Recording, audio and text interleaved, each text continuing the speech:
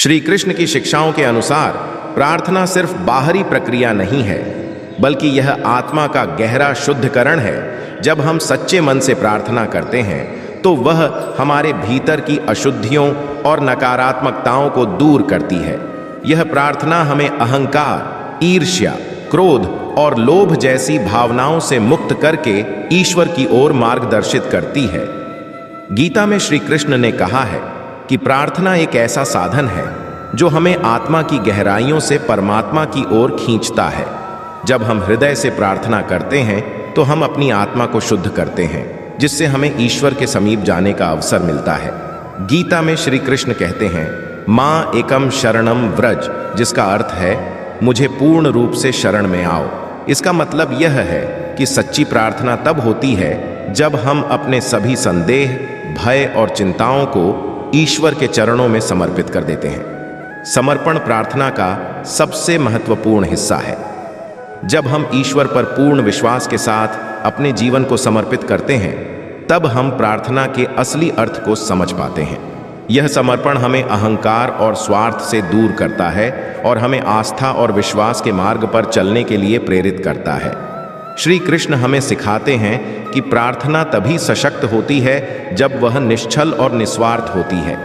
यदि हम स्वार्थपूर्ण उद्देश्यों के लिए प्रार्थना करते हैं तो वह प्रार्थना प्रभावी नहीं हो पाती। इसके विपरीत, जब हम दूसरों की भलाई के लिए और बिना किसी व्यक्तिगत लाभ की कामना के प्रार्थना करते हैं, तब हमारी प्रार्थना में ईश्वर की कृपा का आशीर्वाद मिलता है।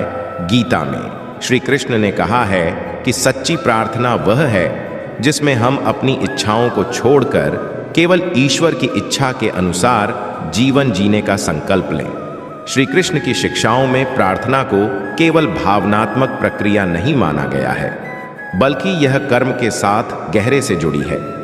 उन्होंने गीता में स्पष्ट रूप से कहा है कि प्रार्थना का सच्चा अर्थ तभी समझा जा सकता है जब हम उसे अपने कर्मों में लागू करें। प्रार्थना हमें सही दिशा में कर्म करने के लिए प्रेरित करती है और हमारे कर्मों को शुद्ध करती है। श्री कृष्ण ने कर्म योग का सिद्धांत दिया, जिसमें कहा गया है कि हमें अपने कर्मों को ईश्वर को समर्पित करके निस्वार्थ भाव से कार्य करना चाहिए।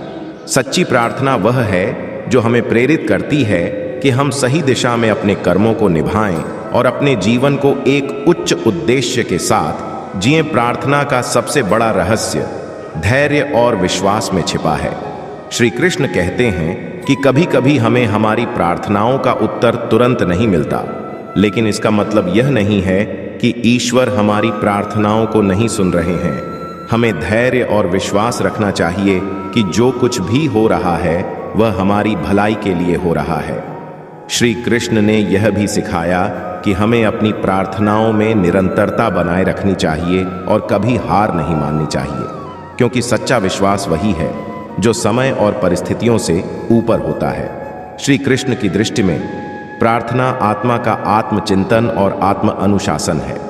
प्रार्थना के माध्यम से हम अपने भीतर झांकते हैं और अपनी गलतियों को पहचानते हैं।